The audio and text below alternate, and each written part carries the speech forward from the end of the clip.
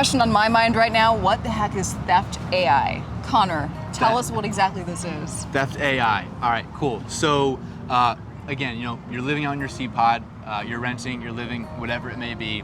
We obviously want to keep you safe, and so similar to how you have in neighborhoods, maybe neighborhood watch kind of thing, security cameras. Right. Yeah. That's essentially the approach to theft AI, is to leverage the same cameras that we're mounting on our SeaPods for other AI use cases, to be able to identify any approaching boat vessels that may not be, registered in any sort of classification, and so you may not know what that boat is, and it could be a foe.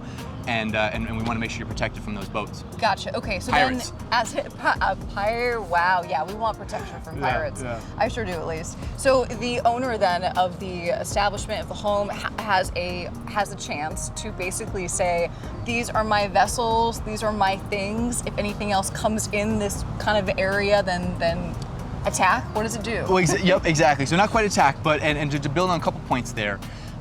Is absolutely, the AI will be, your boats, your vessels will be classed within our AI algorithms, and so it would never trigger anything, security related if it's your own vessels. Right. But then to take it a step further, we're going to then classify a lot of other vessels that may be in the surrounding area that are in some form of boat registry, maybe they're private. What if you have a friend with a vessel that comes over and it's not registered in your area? What happens then? Right, exactly. And so essentially what it would just do then, if it doesn't identify the vessel, if our AI algorithms don't know where this boat is coming from, if it doesn't have any sort of identification number on it, then it's just going to trigger your home security system, lock all the doors, sound some sort of in-house alarm so you're aware that, hey, there's somebody approaching that is not identified. But just to clarify one thing too is, even if it's your friend's boat, we're gonna go out on a limb and we're gonna say your friend's boat has some sort of identification number on it. It's registered somewhere under some local registry.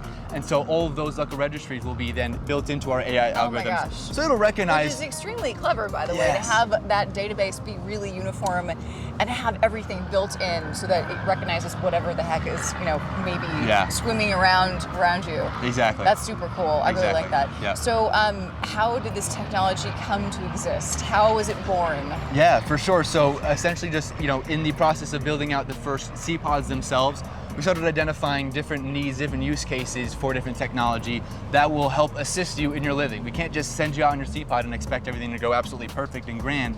And so we're kind of building different upgrades or different functionality, different tools in your toolkit that will help you moving out to your SeaPod, take this approach into sea setting with full confidence, full clarification, that you're going to be protected, your home is going to have a true security system, and that you're not going to be robbed, there's not going to be any theft, you're not going to be in any sort of danger. And so we're going to make sure that these cameras, this AI, takes care of that. Amazing. Just real quickly, because I wanted to mention, this sounds kind of like some of the other AI technologies you have.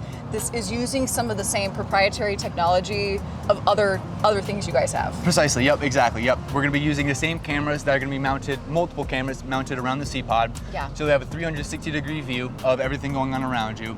And similar to what we're using with the other AI models, is it'll be a classic object identification and classification, where versus our lifeguard AI, if you watch that video, I encourage you to if you have not. Instead of the object being a person. David Hasselhoff's not in that, right? David, no. Instead of a person drowning, the boats will be the objects. It will identify, or boats, it could be a little rowboat, it could be a massive yacht, everything in between. And so that will be the object that our AI algorithms identify. It'll run through the database of every boat, every vessel that's classified within it. And if we realize, hey, this is not registered in our database, this could be a foe, this could be a pirate coming to take something from your SeaPod, we'll trigger that. Unless it's Johnny Depp. Yeah. I don't want any part of it. So, okay, so this is really cool technology.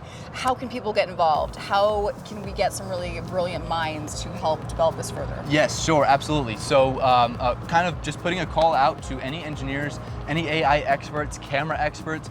If you're interested in getting involved in this project, you have to head over to our website, oceanbuilders.com. And we have a few different locations that you can do it on our website, but there's essentially a participate now or an apply button that you'll click. You'll fill out your information to apply to our incubator. Awesome. I'm leading this project, so myself and Grant, we're always combing through the new applications that we get, seeing anyone who may have the right type of skills, right type of domain experience of what we need to help bring this project to life.